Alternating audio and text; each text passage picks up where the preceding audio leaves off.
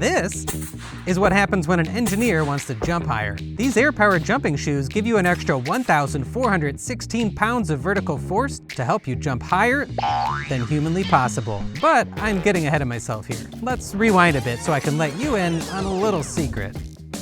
When it comes to sports, I'm no Michael Jordan. I can barely roller skate without a jetpack, I can only box inside of a video game, and if I was playing basketball, I would probably just try to hide. And I thought I could change that with a pair of Air Jordans to magically transform me into a Michael Jordan type athlete, just taking off from the court like an airplane.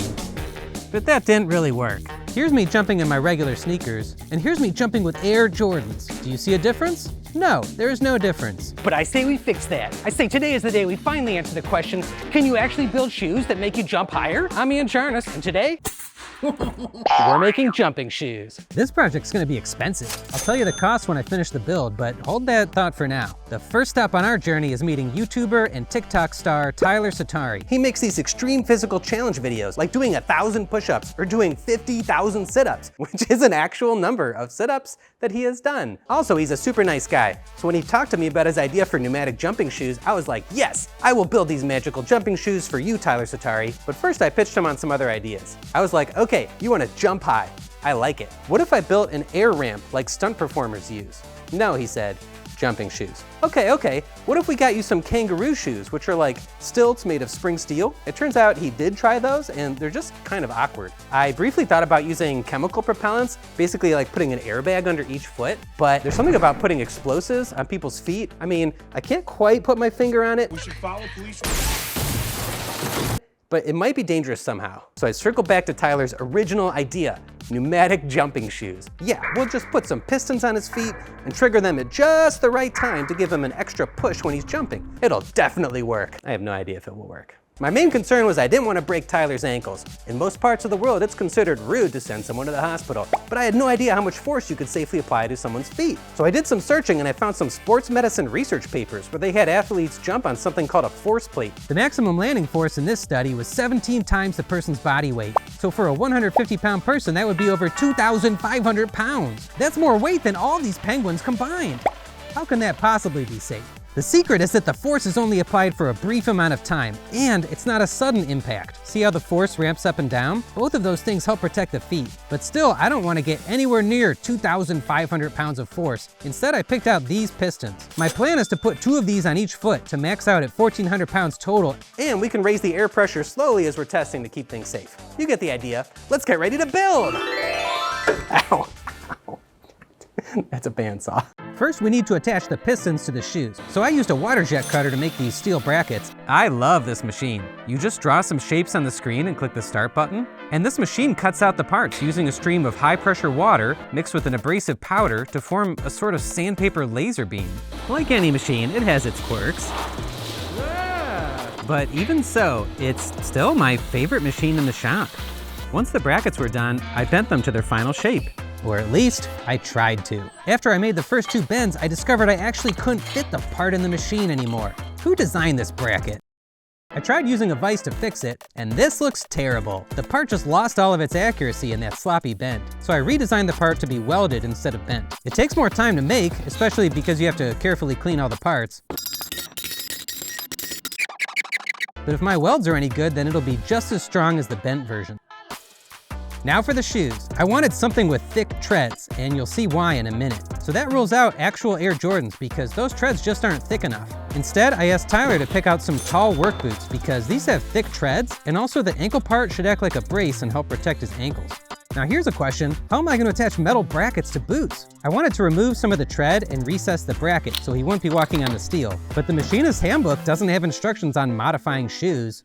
I just tried a bunch of different tools until I found that the bandsaw really does the job. The bracket gets attached to the shoes using flat-headed screws so that Tyler won't be walking on any screw heads. Then the top gets welded on very carefully to avoid burning the shoes.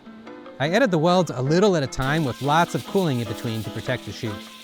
With the brackets on, I can attach the pistons. The end of the piston is just a threaded steel rod, so I need to put some kind of rubber feet on there to grip against the ground. There's lots of options. These rubber feet are too hard and smooth, and they would just slip out from under you. These other rubber feet are too soft, and once you apply force, they start to just tear apart. But these rubber feet, these are perfect. They're nice and grippy, and they survived my extremely scientific test of dropping 30 pounds of steel on them. Finally, the shoes are done. We're almost ready to test. There's just one more part to this. I need to attach the air tank and the controls to Tyler, and I'm thinking I'll just use a safety harness like I did for my jetpack. I made an aluminum plate to hold everything, and here's a cool feature. I didn't want the screw heads for the mounting bolts to stick into Tyler's back, so I used something called PEM studs. These are threaded rods with a self-clinching end that gets pressed into the aluminum. You can use a hydraulic press to install them, and then when you realize your press is too narrow to reach all of the studs because you didn't design it right, you can just use our old friend, the universal tool. Now I can add the tank and the solenoids, which are like on-off switches for the air, and we'll need a battery holder, and something called a timed relay that will automatically retract the piston once Tyler is up in the air. Oh, and we need a trigger switch. So I took apart this broken drill and rewired it to trigger the jumps. And that's it, we're ready to test. Ready? Yes. 3, 2, 1.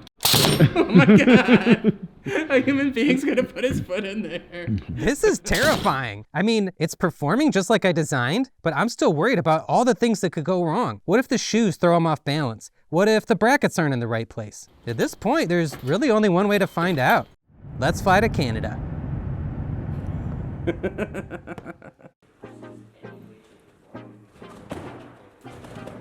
Tyler got us into a really nice gymnastics place, and we got to work. We put the shoes and the backpack on him, and then I started adding all the tubing. I felt kind of like a tailor fitting him to a bespoke garment. These tubes will bring the air from the tank over to the solenoid valves and finally to the shoes. I did this very carefully. If the tubes aren't all exactly the same length, the pistons won't move at the same time and it would throw Tyler off balance. We fired up the compressor and we started him out on a special gymnastics floor that has springs underneath it to cushion him in case he falls. I only put a little pressure in the tank, around 25 PSI, in order to start off with small jumps, which should be safer. Now for the moment of truth. Are we going to the hospital immediately? 3, 2, 1. That's so cool. Okay, the first few jumps looked all right. It wasn't pushing him off balance, so I started bumping the pressure up. 3, 2, 1. Ooh, that was big. Around 50 PSI, he was visibly getting extra height off the jump. It was really working. It's time to go higher, but the sprung floor was absorbing some of the forces, so we moved him over to a hard cement floor and gave him a foam mat to soften the landing. 3, 2, 1. At this point, Tyler was getting 2 to 3 feet on his jumps, and that's when we ran into our first problem. It turns out this compressor only goes up to about 100 PSI. We need more pressure to launch him any higher, and this compressor can't do it.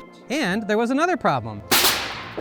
On the bigger jumps, Tyler's shins were starting to hit the piston tube. If we don't fix that, he's gonna get hurt. So we took a break and went out to get a new compressor. We found one that says it will go up to 200 PSI, which should be perfect. I also got some sheet metal and tape so I could make some quick and dirty shin guards that'll protect him on those landings.